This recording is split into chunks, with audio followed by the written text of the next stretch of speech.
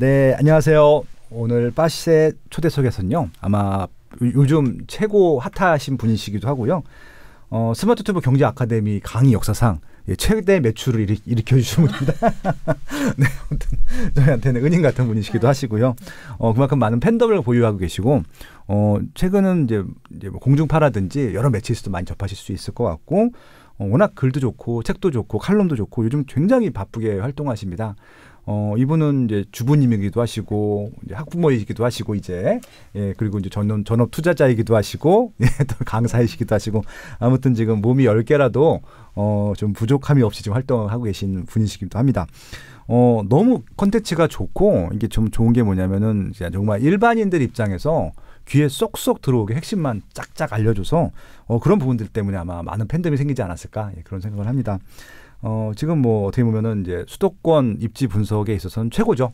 아무튼 헐헐 박성현님 모시고요. 오늘 내 집 마련 네어템 수도권 좀 이제 분양권 등 이런 것들에 대해서 좀 전반적으로 알아보도록 하겠습니다. 안녕하세요. 안녕하세요. 헐헐입니다. 반갑습니다.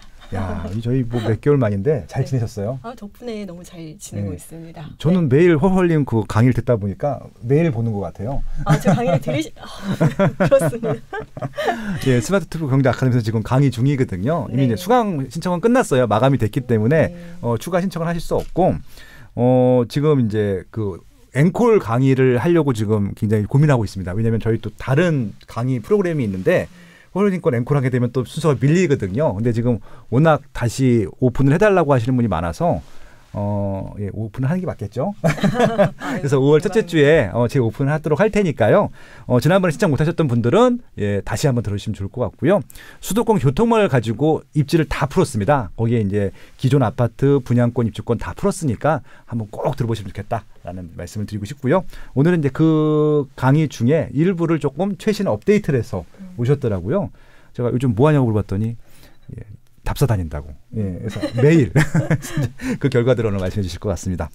요즘 어떻게 지내고 계세요? 그래서 스마트 튜브 경제 아카데미에서 저희 뭐 지역 분석 강의하고, 뭐 그 저희 뭐 블로그도 그렇고 저희 채널도 그렇고 뭐 좀 많이 좀 유입이 되셨어요. 그러니까 지금 뭐 근데 블로그 자체도 계속 글을 좋은 거 계속 올려주시더라고요. 그럼 당연히 유입이 되죠. 인플루언서 작업하느라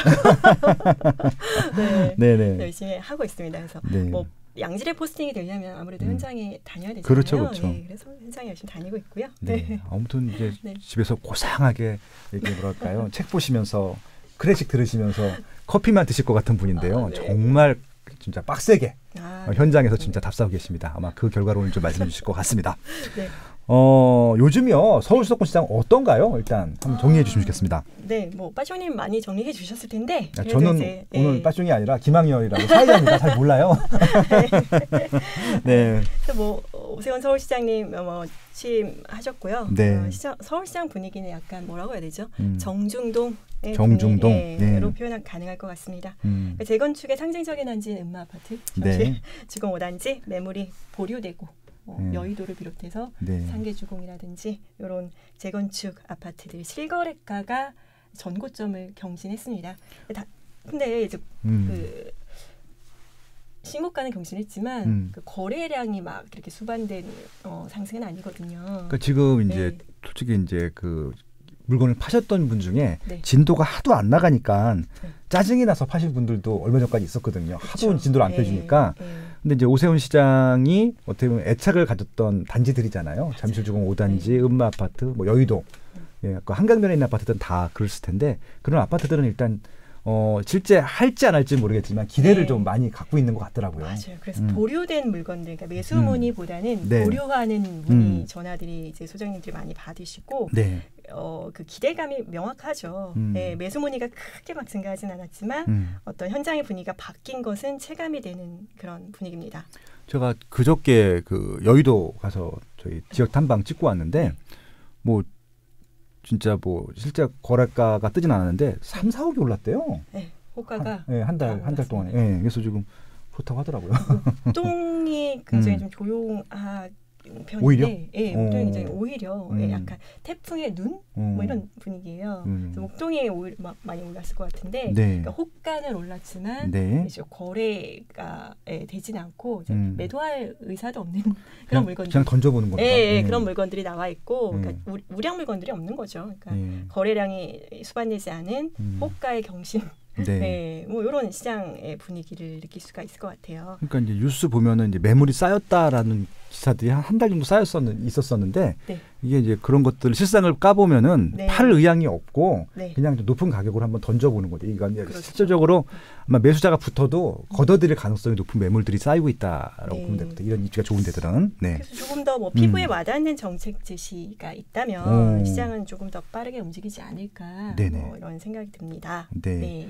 그 피부에 와닿는 정책이 뭐가 있을까요? 뭐 그 오세훈 시장이 후보 시절 때 말씀하셨던 공약들 있죠. 네. 35층 층수 제한이라든지 뭐 기타 여러 가지 재건축 절차의 완화라든지 이런 것들이 있는데 그것이 결론적으로는 그 시의회의 의결을 같이 거쳐야 되는 사항이잖아요. 네. 지금과 같은 여대야소의 전국에서는 이것들이 이제 통과하는 데에도 진통이 크게 있을 수 있는 거죠. 그렇죠. 거기가 110명이 있는데 네. 102명인가가 네. 지금 민주당이라며요. 네. 그럼 뭐 그냥 할 수 있는 게 이번에 없네요. 이제 강남구청장께서 약간은 재건축 민주당 편인데도 일부러 재건축, 오세훈 편을 들었다고. 네, 재건축에 조금 호의적인 그런 견해를 밝히셨어요. 그러니까 지자체장들은 솔직히 당이 의미가 없거든요. 그렇죠. 현업을 해야 되기 때문에 국회의원이나 대통령이나 당이 필요한 거지.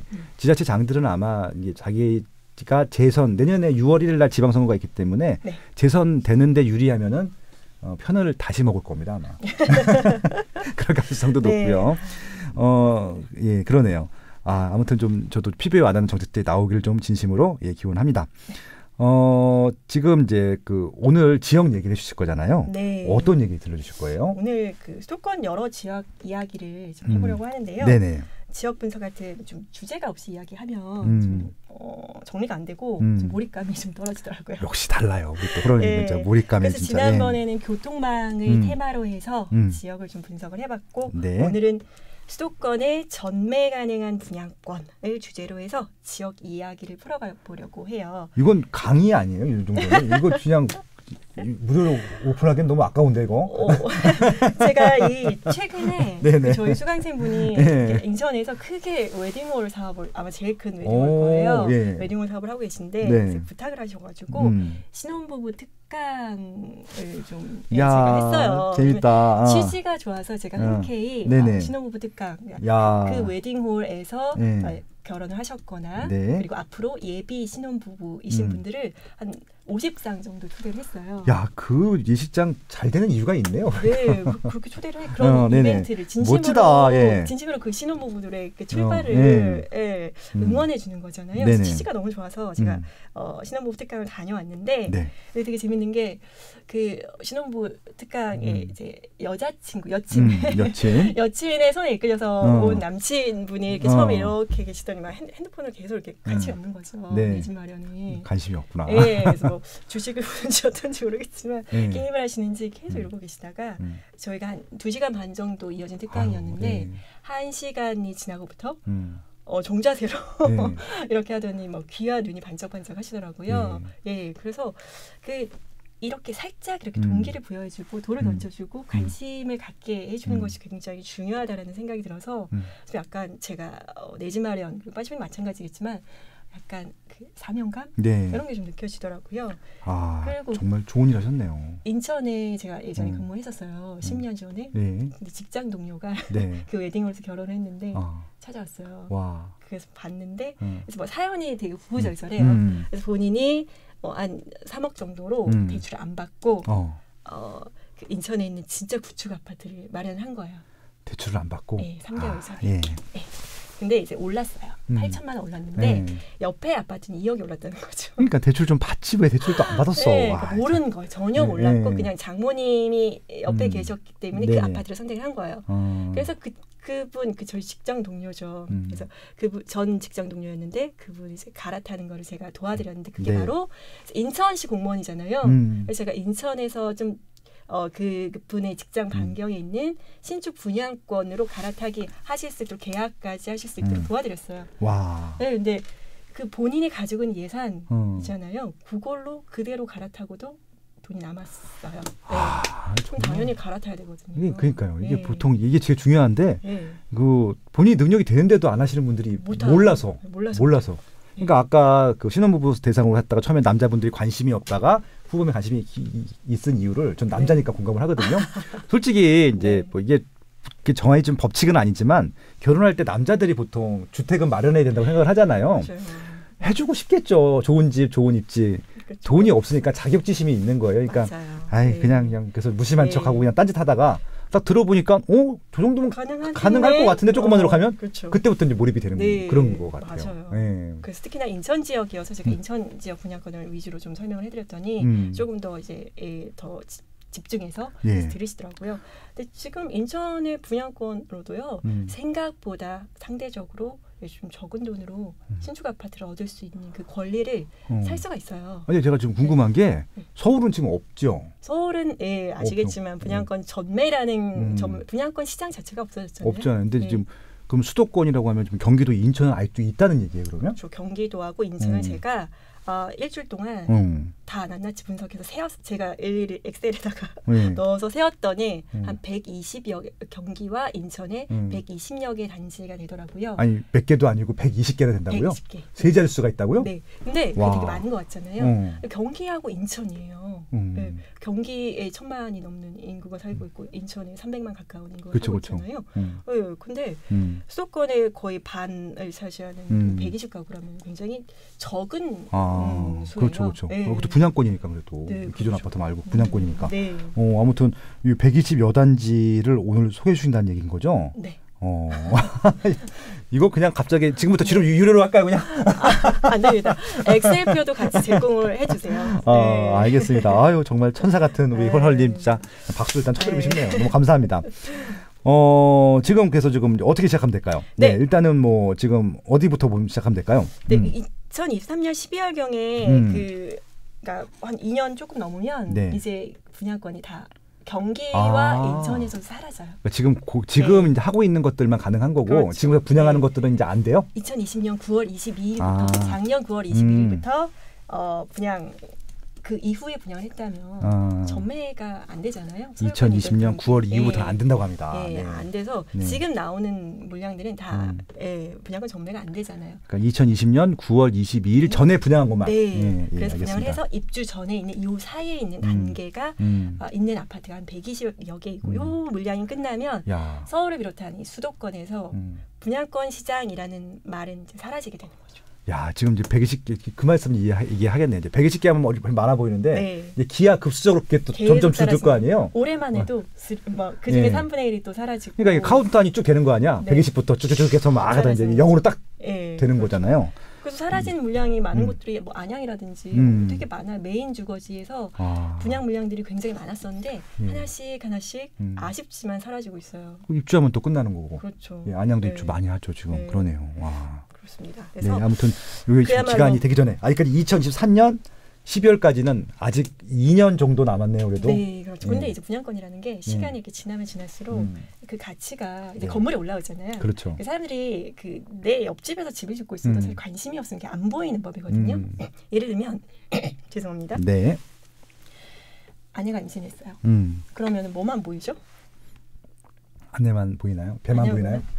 그 길거리에 임신한 여성분들이 보여요. 아, 그래요? 예전에는 관심이 전혀 없었는데 아내가 임신을 하면 길거리에 지나가다가 임신한 여자네 하고 이렇게 많이 보이거든요. 그러니까 관심이 있으면 보이는 것이 달라지는 거거든요. 근데 우리 불인이들은 뭐 옆집에서 아무리 올려도 건물 올려도 잘 몰라요. 그래서 분양권이라는 건 정말 그야말로 시간이 지날수록 프리미엄 그 가치가 점점 올라가는 거고 희소성을 지니는 상품이잖아요. 그야말로 레어템인데 원래 그 뭐 레어템이라는 거는 뭐 재건축, 재개발 이런 입주권 그리고 지금 같은 정비 사업 규제를 네. 하는 시대에서는 어떻게 보면 핵심지의 신축 아파트도 레어템이 될 수가 그렇죠, 있어요. 그렇죠. 근데 이런 걸 다 얘기하면 너무 무거워지잖아요. 네, 그래서 오늘은 좀 가볍게 네. 전매 가능한 그러니까 분양권 시장은 이제 120단지보다 훨씬 많죠. 그런데 여기서 우리가 원하면 매도하고 원하면 매수할 수 있는 네. 전매가 가능한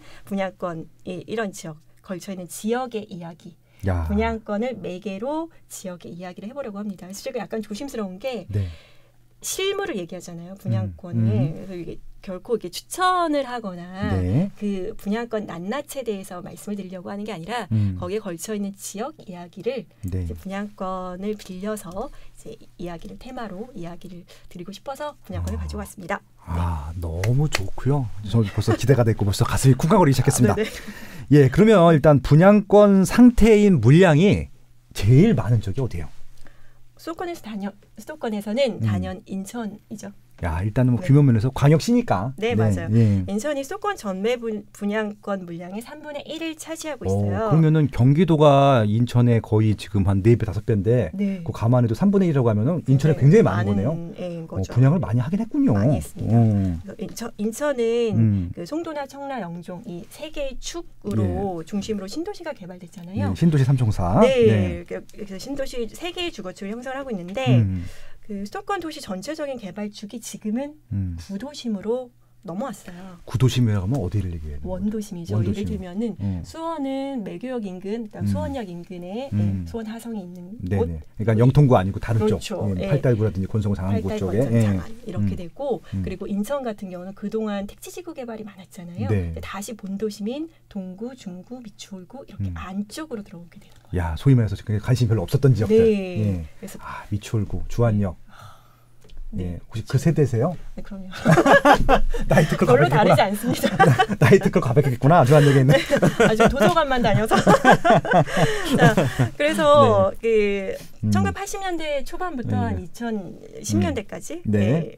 그 대형 택지지구 1기, 2기 위주의 그 택지지구 도시개발이 진행됐다면 현재는 그렇죠. 입지가 훌륭한 그 지역의 본터, 구도심, 본도심의 개발이 한창이죠. 네. 인천으로 따지면 동구, 중구, 미추홀구, 네. 의정부, 수원, 안양, 광명 뭐 이런 쪽이죠. 소위 말해서 이때는요, 진짜 그 인천 같은 경우 구도심, 동구, 중구, 미추홀구가 네.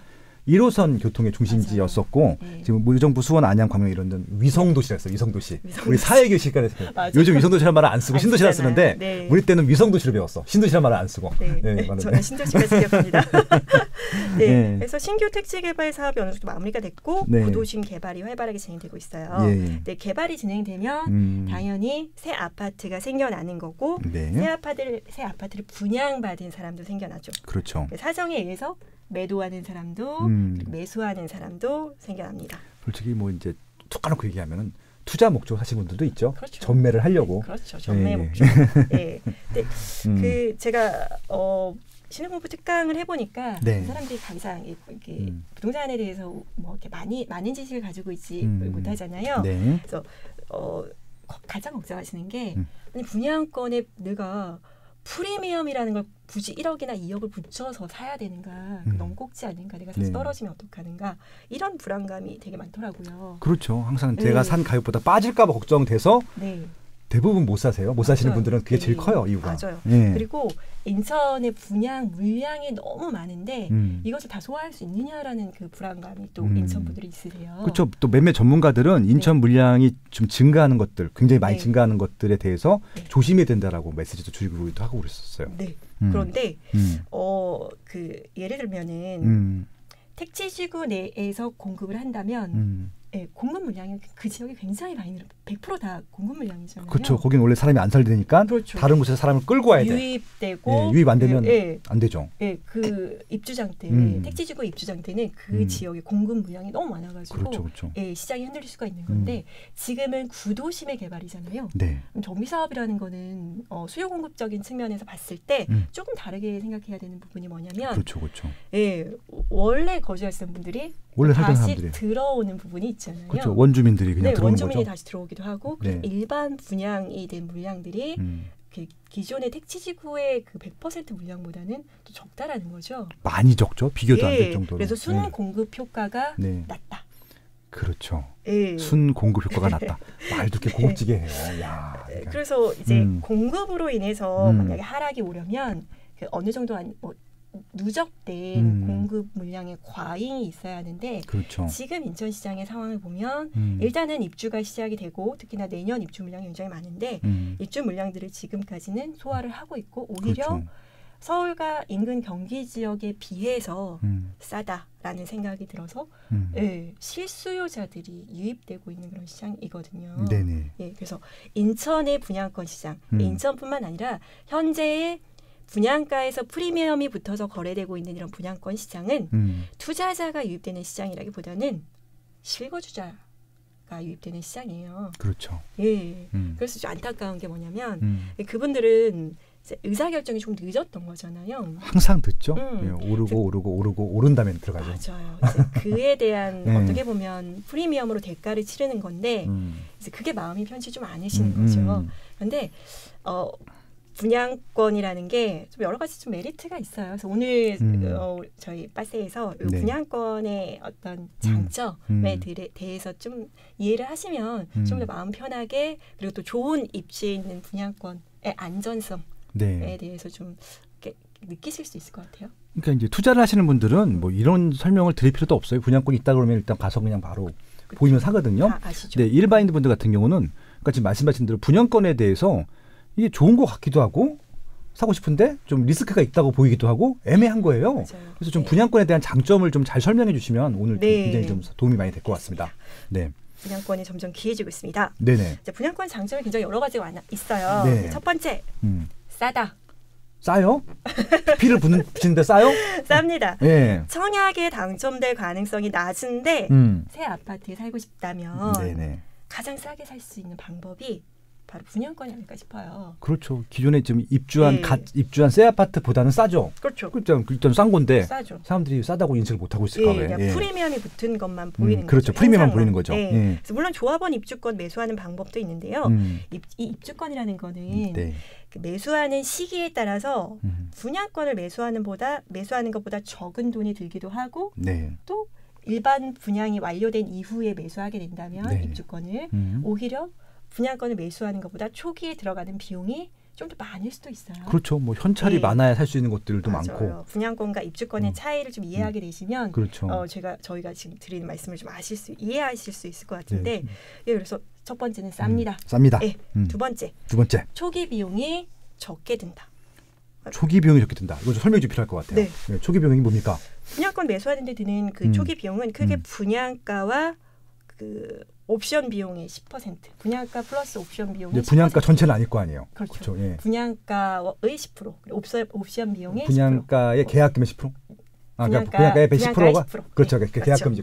계약금에다가 그리고 프리미엄. 옵션 비용의 10%. 그러니까 분양가 전체가 필요하지는 않다. 이 말씀인 거죠. 분양가 10%, 그다음에 프리미엄. 크게 이렇게 생각하실 수가 있겠는데요. 일정 자격 요건에 따라서 중도금 대출 승계 받으면 입주 시까지는 추가 비용이 좀 거의 들지 않고 물론 이제 조정 지역이냐 투기가율지구냐에 따라서 다르겠지만 뭐 입주 시에도 분양가가 아닌 그 입주 당시에 KB 시세로 잔금 대출을 받을 수가 있어요. 예를 들어서 뭐 4억의 분양을 아파트다라고 하면 뭐 좋은 입지에 있다면 입주까지 한 3년 정도 걸리잖아요. 입주 당시 한 6억 정도 올라가 있을 수 있겠죠. 그 6억 KB세 6억에 대해서 잔금 대출을 해주는 거기 때문에 그러니까 잔금에 대한 부담도 어느 정도 조금 낮출 수가 있습니다. 더군다나 지금처럼 뭐 분양가 상한제 내지는 허구의 분양가 통제로 분양가가 책정된 금액 사에서는 거의 뭐 99.9% 오르죠. 맞습니다. 지금 분양가가 주변에 있는 기존 아파트보다 비싼 경우는 못 봤어요. 한 번도 못 봤어요. 굉장히 낮게 책정이 되어 있고 그리고 잔금할 때가 되면은 또 KBS가 굉장히 많이 올라요. 그래서 잔금에 추가 비용이 들지 않는 잔금을 치를 때 추가 비용이 들지 않는 경우도 사실 좀 상당히 많이 있습니다. 맞습니다. 그래서 지금 대출도 KB 시세로 하는 것들이기 때문에 분양가보다 대출이 많이 나올 수도 있다. 예. 그렇습니다. 예, 물론 이게 이제 뭐 9억이 넘어가거나 10억이 넘어가거나 이 규제적에서 거기서는 네. 또 대출이 안 나올 수 있으니까 네. 그거는 일단 가만치 않았습니다. 네. 근데 지금 인천 얘기하다 보니까 대체적으로 4억에서 6억대 인천은 비싼 데가 없으니까 네. 그런 말씀드린 겁니다. 자, 세 번째, 입주할 때까지 꾸준히 상승하고 입주장이 끝나면 호가가 크게 상승한다. 네. 네. 그러니까 단 오를 곳만 오르는 거, 오를 곳만 오른다. 예, 많이 듣던 제목이네요. 예. 다 아시죠? 네. 그 입지에 따른 상품 선택을 잘 하셔야 돼요. 그러니까 신축 아파트라고 무조건 오르는 건 아니잖아요. 그럼요. 예. 그래서 입주권이라는 것은 분양권이라는 것은 꾸준히 입주할 때까지 그 가치가 대체적으로 상승한다. 알겠습니다. 자, 네 번째. 수도권 민간택지 분양가 상한제가 적용되는 지역에서 2021년 2월 29일 지났죠. 네. 예, 이후에 분양 공고한 아파트는 거주 의무 기간이 적용됩니다. 맞아요. 이게 지금 분양가 상한제에서 가장 큰 문제 중에 하나가 바로 이거 거주 의무 기간 때문에 이게 내가 안 들어가 살 수도 있어야 되는데 이게 지금 들어가 살아야 되니까. 저희가 예전에는 좀 부담 없이 청약을 했잖아요. 그러니까 올림픽 정신으로 했어요. 돼서 비용이 안 되면 그러니까 예산이 안 되면 전세를 주시 뭐. 이렇게 했었는데 거주 의무 기간이 생기면서 맞아요. 전세를 줄 수가 없게 됐죠. 이게 지금 다 그런 건 아니죠? 네, 다 그렇진 않습니다. 언제부터 적용된 거죠, 이게? 네, 2021년 2월 19일 이후 분양 공고한 아파트. 그 2021년 2월 18일 전에 분양한 것들은 실거주 안 해도 되는 거죠. 전세 줘도 되는 거죠. 네, 되는데요. 근데 이미 2020년 7월이에요. 네. 규제 지역 내에서 중도금 대출 받으면 맞아요. 또 중도금 대출 했었지. 입주 가능일로부터 6개월 이내에 전입을 해야 된다라는 적용을 해왔어요. 그래서 의무거주, 전매기한 적용 이런 강력한 규제 속에서 분양권을 매수했을 경우는 좀 상대적으로 전매 제한 기간 등의 규제를 좀 덜 받고요. 분양권도 규제지역 중도금 대출 채무를 만약에 인수한다, 그러니까 중도금 대출을 승계한다라고 했을 경우 6개월 이내 전입 요건을 발생을 합니다. 와우. 근데 여러 가지 좀 샛길들은 분명히 존재하고요. 불가피할 경우에 입주 시에 여러 가지 방법을 이용해서 전세를 줄 수 있는 그런 방법도 있습니다. 이게 불법은 아닌 거죠? 불법은 아니죠. 뭐 예를 들면 어떻게 돼요? 예를 들면 가장 많이 이슈가 됐던 그 시기가 과천 지식정보타운 분양을 할 때였어요. 의무거주 기간이 있는데 그리고 그 의무거주 기간 이전에 분양한 단지 블럭들이 있어요. 그런데 거기는 이제, 입주할 당시에 하루 정도 전입신고를 하고 전입신고를 해야 되니까 전입신고를 하고 그 다음에 바로 전세를 주는. 근데 페널티가 있어요. 3년 동안 대출 받을 수가 없죠. 그렇죠. 그래서 그거를 감내하실 수 있다면 불법은 아닌 거예요. 그 3년 동안의 페널티를 감내하실 수 있다면 본인이 하루 정도 전입신고를 하시고 그 이후에 전세를 줄 수는 있어요. 분양권인 상태에서는. 대출을 못 받는다? 네, 3년 알겠습니다. 동안. 그건 뭐 태기를 하셔야죠. 알겠습니다. 그리고 또 그 보통은 재개발 정비사업들 재개발 재건축 정비사업 할 때 기약 없는 기다림이 있을 수 있잖아요. 그리고 막연한 불안감, 무서움 이런 게 있는데 분양권은 2, 3년 이내 입주합니다. 이거는 뭐 당장 공사를 하고 있으니까. 그렇죠. 그래서 그 당장 막연히 10년 이후엔 되겠지라고 재개발 시장에 뛰어들면 굉장히 힘들거든요. 그런데 당장 한 2년 이내 혹은 3년, 늦어도 3년 이내에 새 아파트에 우리 가족이 거주할 수 있구나라는 어떤 안정감, 그리고 어떤 리스크의 해칭 이런 게 있어서 분양권 되게 굉장히 가치 있는 내 집 마련 수단이라고 생각이 들어요. 제가 이제 그 사무실에 옮긴 지가 1년이 됐는데 이렇게 서류를 풀지도 않은 게 너무 많아서 너무 짐이 많이 쌓여 있어갖고 저희 이제 연구원들이 좀 청소 좀 해요, 소장님. 그래가지고 제가 지금 박스 뜯어갖고 지금 옛날 서류들을 좀 정리해서 버리고 있거든요. 하루에 한 박스씩 버리고 있는데 2005년도 자료가 나왔어요. 제가 2005년도에 공부했던 자료들이. 포스팅에서 봤습니다. 그때 추천단지가 개포주공 시형부터 해서 돌아가고 싶습니다. 구덕 시형부터 해서 있는 시형일 때 그 당시에 아무튼 개포주공 2단지가 레미안 브레스티지고 개포주공 3단지가 DH 아너치인데 2005년도에도 재건축 이슈가 있었어요. 그때도. 맞아요. 15년 전인데 지금 말씀하신 대로 그 개념입니다. 15년 만에 입주를 한 거예요. 그리고 이제 막연한 불안감이 있잖아요. 2023년 이후에는 어떻게 되느냐 이런 불안감들이 있는데 지금 뭐 여러 가지 하락 시그널이 사실은 뭐 구체적으로 찾아보기는 지금 현재 상태에서는 어렵지만 그러니까 하락기에 자산을 어디에다 본인의 자산을 그러니까 분양권 지금 매수하시는 실수요자들은 거의 대부분 그 자산의 거의 전부잖아요. 그렇죠, 그렇죠. 예, 그래서 하락기에 자산의 파킹을 어디에다 할 것인가라고 생각을 했을 때 아직 진행되고 아직 뭐 사업 시기가 나지 않은 뭐 정비구역 혹은 아니면은 점점 가치가 좀 뭐 낮아지는 혹은 올라가지 않는 이런 애매한 연식의 구축 아파트에서 그렇죠. 자산을 파킹하고 기다리느냐 아니면은 내가 샀을 때에 비해서 크게 분양권의 가격이 오르진 않았지만 우리 가족이 거주하기에 편리하고 또 신축 아파트의 쾌적성을 누리면서 자산을 그 신축 아파트에 파킹하느냐 뭐 이런 측면에 봤을 때도 향후 3년 이내에 입주할 수 있는 신축 아파트는 조금 편안하지 않을까 싶습니다. 네, 거의 리스크가 없다라고 봐도 될 것 같고요. 제가 봤을 때는 리스크가 뭐 제로라고 할 수는 없지만 거의 없다라고 보셔도 될 것 같고, 그리고 이게 지금 이제 싸다 비싸다의 논쟁은 있을 수 있겠지만 저희처럼 전문가 입장에서 보면은 싼 게 맞고요. 그리고 지금 말씀하신 대로 거주 안정성 뭐 이런 것들 여러 가지 고려했을 때 제일 좋은 상품이네요. 그러니까 새 아파트를 마련할 수 있는 이보다 더 좋은 상품은 없네요, 진짜. 좋습니다. 예, 청약이 제일 좋긴 한데 그건 당첨 가능성이 너무 낮고 여러분 나이가 한 50살 되고 부양가족이 한 6명 되고 무주택 기간이 한 15년 되면은 모를까. 예, 그렇게 안 되면은 다 힘든 너무 일이라서 프리미엄을 좀 준다 하더라도 프리미엄은 이제 옆에 있는 주변 아파트, 신규 아파트 시세랑 비교해 보시면은 높지 않다는 걸 아시게 될 거고 아마 입주하는 시점부터 잘했다라는 게 느껴지실 것 같아요. 특히 실거주하실 분들한테는 너무 좋고요. 뭐 투자하실 분들한테도 고려해볼 만한 직한 전매가 가능하다고 하니까 그렇게 좀 볼 수 있겠네요. 그럼 이제 지금부터 이제 그 가장 지금 분양권이 많다라고 하는 인천 분양권 이야기부터 한번 시작을 해보도록 할까요? 네. 예, 이야기는 2부부터 진행하겠습니다. 네. 예, 2부는 인천 분양권 얘기하고요. 경기도 분양권까지도 얘기하겠습니다. 아무래도 절대적인 또 수는 또 많으니까 그렇게 보시면 되겠죠. 아무튼 2부 때 뵙도록 하겠습니다. 네.